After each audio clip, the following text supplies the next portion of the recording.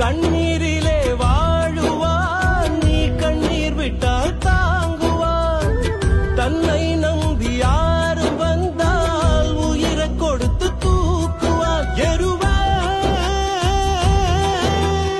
எருக்க எருக்க திருநீரு இவனே, படிக்க படிக்க வரலாறு. சத்தியமான சொல்லுறேன்டா, இவன் சத்தியமே தோத்து